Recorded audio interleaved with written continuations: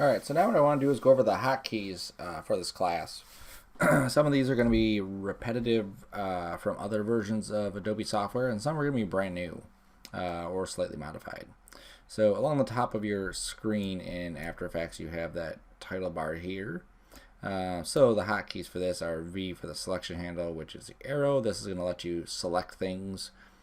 H for the hand tool, which allows you to kind of move around your area. So if you come into here, you hit H, you can move around this. Or if you're zoomed in here, you can move around this. Or you can hold the space bar, and that's the toggle to get to that area. You just have to make sure you don't tap the space bar, because it'll actually obviously play the animation. Okay, just hold it down. Z is the zoom tool, so you would hit Z, and then you could zoom in and out. Hold down Alt with that, and you can zoom outward. Okay. W is for rotation. That's this thing if you want to rotate a layer. C is for camera tools. We haven't touched on cameras yet, but as we get into them, obviously it'll come in handy. So we can hit C, and then we can use our camera tools to actually rotate around inside of our After Effects 2.5D resolution stuff. Y is the pan behind tool. So if we need to move an anchor point for something, we've animated, we want to animate a block or whatever it is. Let me just solo this. I'm going to click on this, and if I hit A for anchor point, I can move the anchor point, where I want to, or the best thing to do is just hit Y, and then I can grab that and move it where I need it to happen. And if I hold Control, you can see how it snaps to the corners as well, center, and then the bottom. So definitely a handy tool to use. I constantly am using that Y key whenever I'm doing any rotational adjustments. We also have Q, which is the rectangle tool, which is that shape tool, which is right here. Here's a different one, right? So pen tool is G. So in Photoshop and Illustrator and InDesign, it's P, but in Illustrator, it's G, or in After Effects is G. So you hit G, you can get to that. Control T is the type tool. Control B is the brush, clone, and eraser, which are do. And then Alt W is the roto brush, which is this one. And then Control P is the puppet tool, which is that one. Okay, so these are pretty self-explanatory as to which ones to get here. Down here, though, these are a little bit trickier because of what they do. Okay, so viewer hotkeys are things that are going to affect just this viewer area here. So on the main keyboard, if I hit the point, okay, and the comma, or the greater than less than signs, I can zoom in and out inside this area. So that's another easy way to be able to do that movement. Control R will bring up your rulers, just like other programs. Control R, there's my rulers. I can pull guides down. I also have Control Alt and then this / that will purge all the memory. And basically every time After Effects is working, it's basically writing out memory to the computer.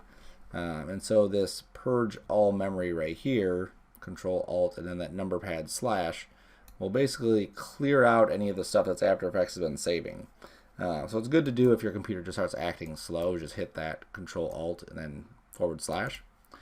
And then the caps lock will pause your preview. So if I click on here and hit caps lock, trust me, my caps lock is on, and then I click and drag, you'll see that nothing really updates. It just is kind of in this mode. It says refresh disabled, caps lock to refresh it, turn caps lock off, and then I can see it. And that's a good way to be able to move around your scene. If you have a lot of stuff going on, typically you can turn caps lock on. It'll speed things up just a bit. All right, so that's all viewer stuff. Over here is layers. So these are all things that apply specifically to layers that are down here. So I'm going to just keep that off screen and just go through what those mean. So if I have a layer here, there's a layer, and I hit A, that will open up the anchor point for this one. If I hit P, it'll open up the position, S is scale, R is rotation, and T is opacity. Okay, so those are really quick ways to access it versus opening this up and then opening this up to get all of these. If I just need one, it's much simpler to do that. If I want to get to the effects, I can hit EE. Let me grab something with an effect on it. This. So I hit E, and then it'll open up all the effects that are on top of this. Okay.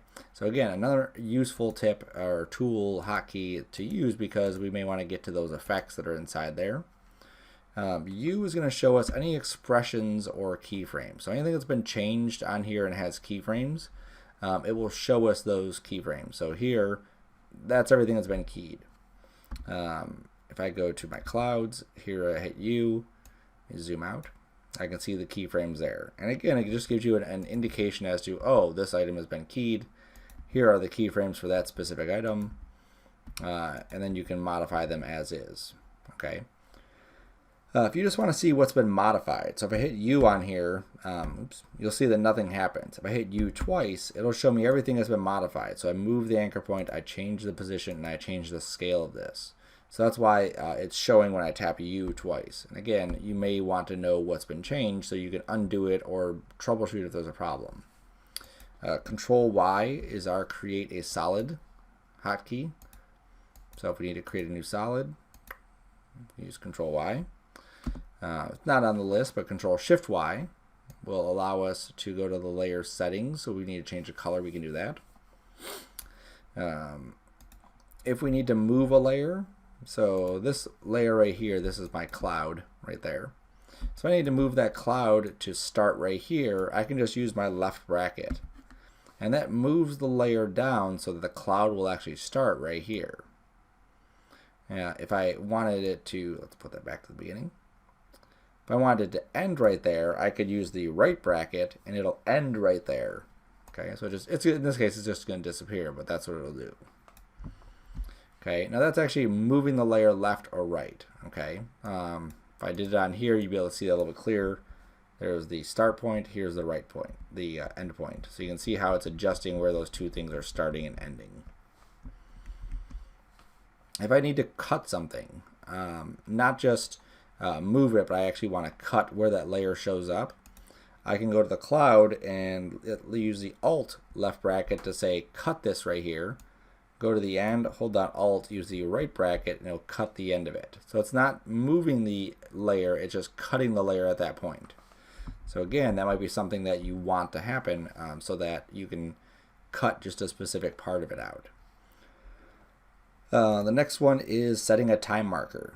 So you may need to sync up when an animation happens. If I have a piece of audio or I have something happening, I may want to put a little indicator inside my timeline to say, you know, this is when the audio is happening. So the asterisk, which is above the number 9 on your keypad, if I just tap that, you'll see how I get this little indicator here. Tap that, tap that. And basically these are allowing me to put little time markers to say, oh, you want to put something here. I can delete all the markers as well just by right-clicking on one. You can also control-click on it if you want to remove it, or alt-click, and then you can, control-click, you can remove it. If you want to replace a layer, so I have this cloud that's up here. Let's say that I'm not happy with that cloud. I want to replace this with a different cloud. So I'm going to grab this cloud here. So I've clicked this cloud. I have the new cloud selected. I'm going to alt-drag and replace it. And what it does is it automatically just takes this layer, replaces it exactly where that layer was, and keeps all the animation, all the other stuff that I've done to it. Okay? So that's all of these ones right here on this layer side. And then the last section is timeline. So this is stuff that's going to work with specifically the timeline and not specifically on a layer itself. Okay? So let's go to this one here. The first one is set the beginning and the end of the work area. So if I'm just previewing a certain area, I can hit B to set the beginning of my work area. Scoot up a little bit, hit N to set the end of my work area. And now when I hit play, it's only going to play that area. It won't play the entire thing. It'll just play whatever's inside those two bars. So B and N. And you'll notice they're right next to each other on the keyboard. Another good keyframe, or another hotkey, is J and K. So J will take me back keyframes, so you can see I was jumping between the keyframes, and K will take me forward on keyframes. Again, a hugely, tremendously helpful thing to be able to just jump between those keyframes there. And then I and O, I'm going to jump to the in point of the layer with I and jump to the out point of the layer with O. So if I just want to jump to, the next where that ends, I can use that. If I want to go to the very beginning of the composition, I can hit home. If I want to go to the very end of it, I hit end. If I want to go up or down a frame, I can use the control right arrow, and that'll take me to the right. Control left arrow will take me back. Or I can use page up and page down to do the same exact thing. Okay, it's just a matter of what you're comfortable doing. We could also use the minus and plus on the keyboard to zoom into our timeline here and zoom out. You can also obviously use this, and you can use this. Okay. Spacebar will play our animation, so we should be there by now. 0 will do a RAM preview, so sometimes the spacebar just doesn't seem to want to work, so you can use 0 and it will give you a RAM preview. Under the preview settings here, you can actually set different options for what happens when you press those buttons. And then if you just want to preview the audio, you can just hit the period on the keyboard and that'll just preview audio. I'm trying to think where my audio is. It's back.